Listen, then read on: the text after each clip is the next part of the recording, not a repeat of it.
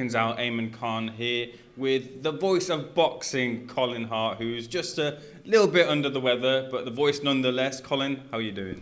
I'm doing fine. Good to hear. We've just seen the unveiling of the statue of Henry Cooper in Bellingham there. Wonderful moment. Just in your own words, Colin, what did Henry Cooper mean to you? He means so much to me.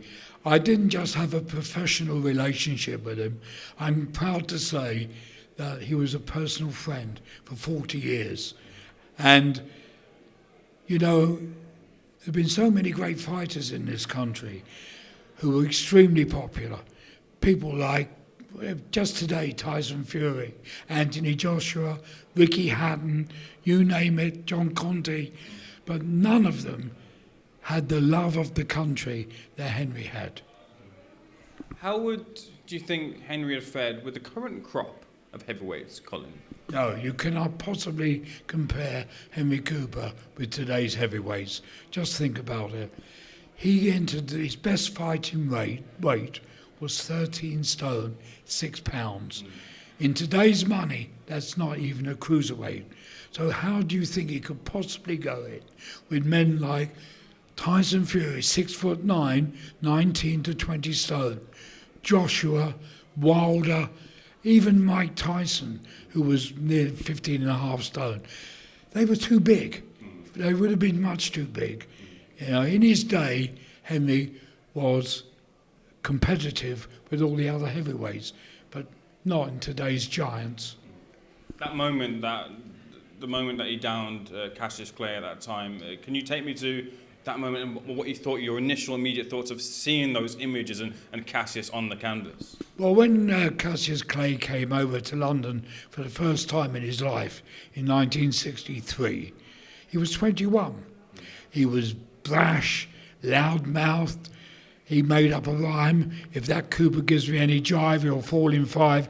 And the British public hated him because, you know, boasting was against the British way of life. And so he was very unpopular. So when we got to Wembley Stadium on that night of June the 23rd, when Henry landed the Henry hammer, the left hook on his chin, and put him on his backside, and the place was absolutely ignited. I mean, it was a sensation. As you know, the bell sounded as Clay got to his feet, and I'm convinced that Henry would have knocked him out if he hadn't been saved by the bell. Of course, Clay went on to win on cuts, and when he came back 3 years later as Muhammad Ali and defended his world title, it was the same result. Henry was beaten on cuts. But the pair of them had a tremendous rapport, which lasted for decades. There was tremendous respect between the two of them. And whenever I met up with Ali, whether it was Vegas, New York, he always used to ask me the same question: how's Henry Cooper doing?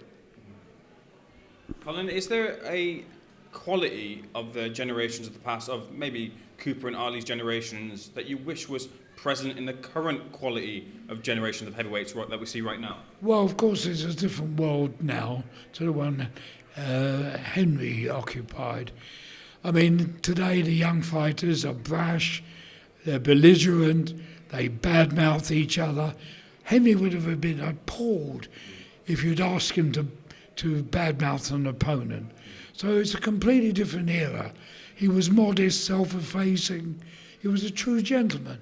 And he wouldn't have got, today, the way the fighters go on, because of television, that's what they want, that's what today's audience want. Henry wanted no part of that.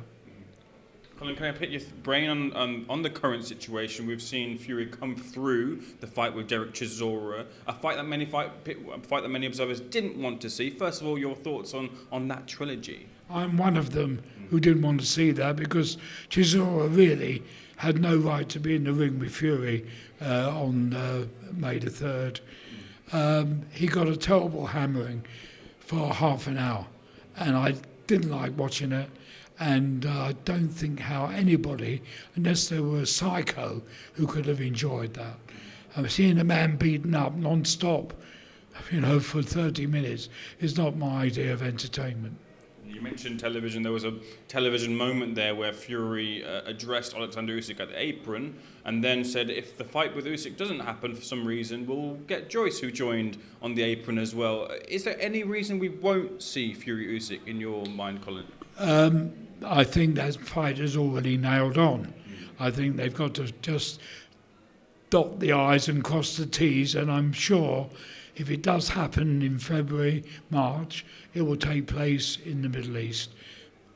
Saudi Arabia is favourite to get it because that's where the biggest money is going to be. Colin, in terms of the fight and how it plays out, who do you pick as the favourite right now? You've got to pick Fury.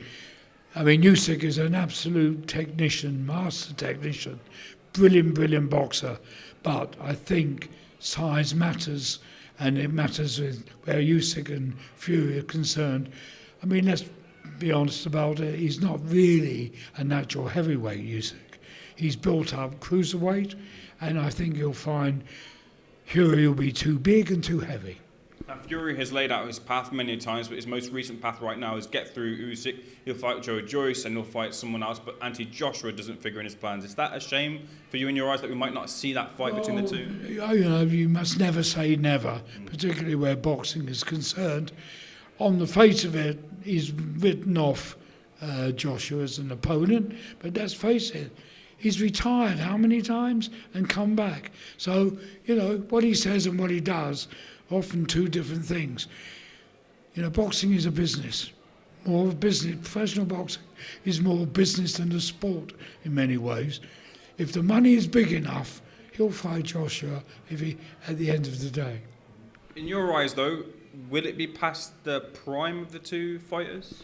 No, I mean, Fury is 34, and that's not old for a heavyweight.